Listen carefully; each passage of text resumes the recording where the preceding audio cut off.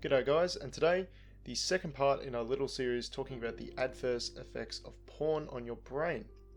Now in the first video, which I made almost 2 months ago at this point, and I do apologize for that, there's a lot going on in the world at the moment, and unfortunately this project did get put on the back burner several times.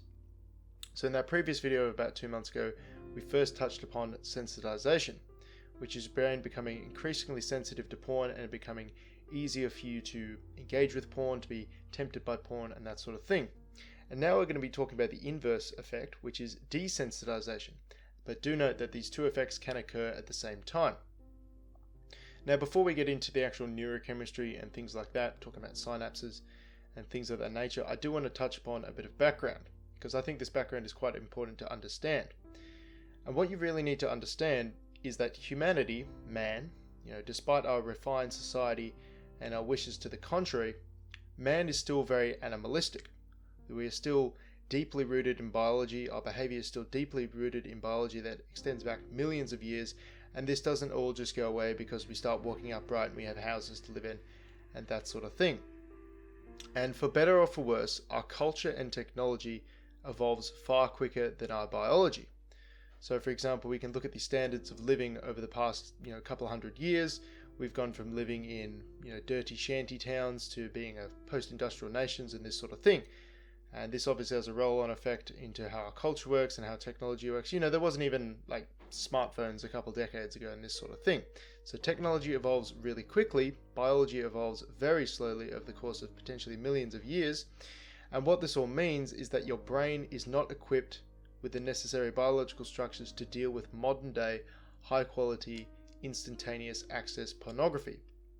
It's like a bomb that goes off in your brain. It just can't handle it. And this is where we get into the problems that we see with porn addiction nowadays.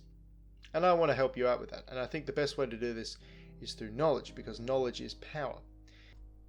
If we understand the mechanisms of how something works, it gives us a much better idea of how it may be affecting us, and thus a route to end these effects.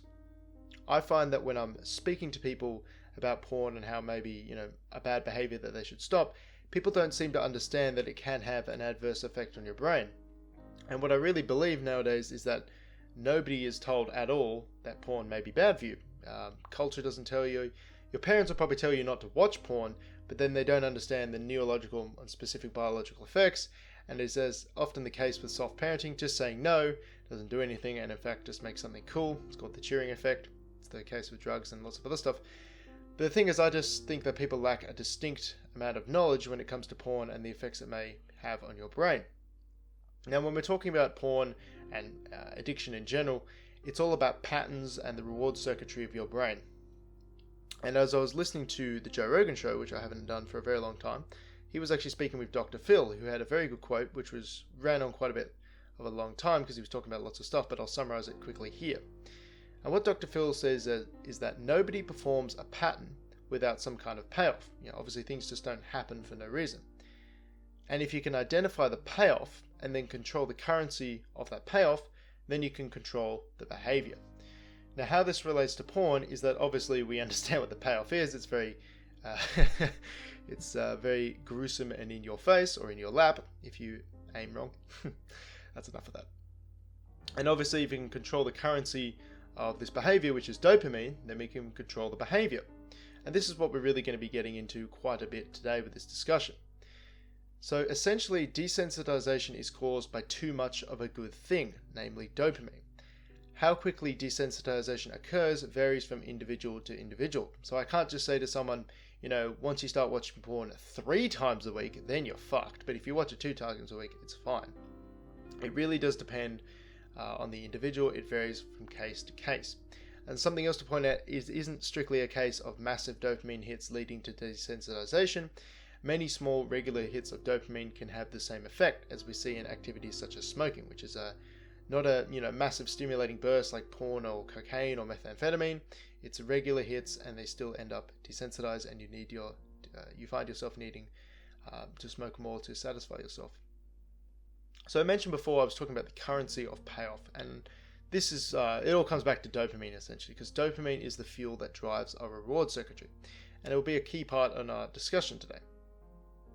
Now, reading from yourbrainonporn.com, Dopamine levels spike throughout the day in response to anything we find rewarding, novel, enjoyable, interesting, even frightful or stressful. The main message of dopamine is, this is important, pay attention and remember it. So thinking from a biological perspective, as I touched on in my previous video, if your brain notices an activity that is enjoyable, interesting, beneficial to your survival, it will attach dopamine to the memory to get you to attempt to repeat the behavior. And obviously sex, well, that's the ultimate biological goal, so sex has massive dopamine tags put onto it. So this brings about problems once we're constantly exposing ourselves to sex, and that's what your brain thinks porn is. It thinks you're constantly having sex, novel sex, interesting sex, even frightful or stressful sex if it's something that's very confronting, getting into the really hardcore pornography and that sort of stuff. Even though it's off-putting on paper, it does actually continually increase your dopamine spikes because, again, it is frightening or stressful. So there are many things to do with dopamine that can cause desensitization on a biological, neurological level. So what can occur is you can have a decrease in the number of dopamine receptors in your neural synapses. Now, the way a neural synapse works, just to put it very simply, it's basically a talking point between two nerves, and neurochemicals such as dopamine travel across this little gap and they're uptaken by receptors. So if you have a decrease in the number of receptors, you're going to have a decrease in the uptake of dopamine and you're not going to have such a strong effect. Now, the way to think about this, the way to analogize this, is picture yourself listening to some nice music. And obviously you like this music, it makes you happy and enjoyable experience and it provides you dopamine and that sort of thing. But if you keep cranking the volume of the music up, eventually it's going to get to the point where it's unbearable and you'll start covering your ears rather than trying to listen to the music. And that's exactly how dopamine receptor decrease works. Essentially, the neural synapses say it's all too much and they just start covering up the equivalent of the ears, which is them getting rid of their dopamine receptors. Additionally, we can have a decline in total dopamine levels. Again, your body just gets too overwhelmed by the amount of dopamine and it just says, look, let's just slow down production of dopamine. This is all too much. Finally, we can also have a blunted dopamine secretion response to stimulation. So essentially, something that would produce, X amount of dopamine before now produces something that is less than X. So, this music that we found really enjoyable before is now not so enjoyable because we're just so used to it and that sort of thing.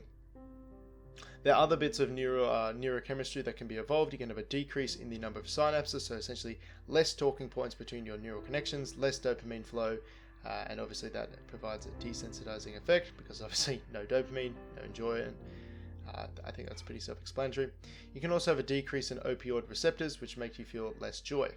Obviously, that's a problem when it comes to desensitization. So all of these effects, and I've mentioned this several times already, but it does bear repeating, all of these effects lead you to feel less joy, i.e. stimulation, from normally rewarding events. Now this leads us to a big problem. Because if you become desensitized to porn, that really interesting, novel, completely even frightening and stressful experience, which your brain considers to be, quote, better, and I put that in big quotations, than real sex, because it's far more novel, which is what the brain likes. Your brain likes novel, rewarding experiences. If you become desensitized to that, then you may find yourself having a difficult time being aroused with a real partner. And this is where the horror stories of erectile dysfunction, low levels of enjoyment, inability to ejaculate come into it. You can read stories where people can physically not get hard, can't get erections, and then they watch porn and they're totally able to get it up and able to begin the sexual act. And again, I don't think this is something that is discussed much in society. People just see porn as something they can just enjoy rather than thinking about potential consequences. Because the potential consequences aren't discussed because they're very embarrassing. If this was happening to you, I doubt you'd be readily sharing it with your friends and family. So again, don't sacrifice your sex life, present or future, for the sake of immediate gratification in the here and now.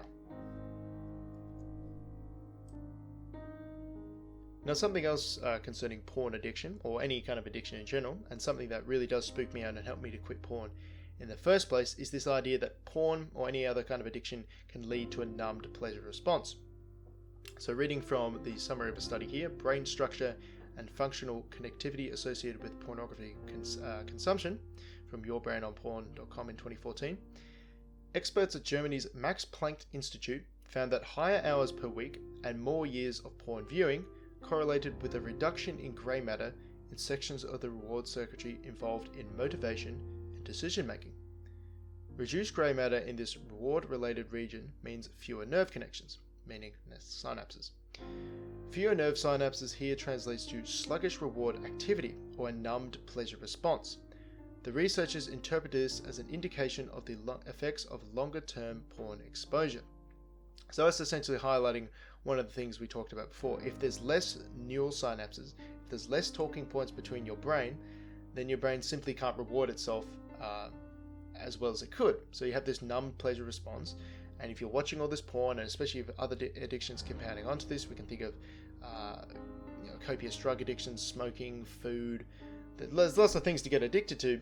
You can end up living in this grey kind of hazy world where nothing can really arouse you, not just in the sexual sense, because you're so used to getting to these enormous dopamine hits. And again, this makes it harder to defer gratification and to put off satisfaction for the future, because you need those dopamine hits in the here and now.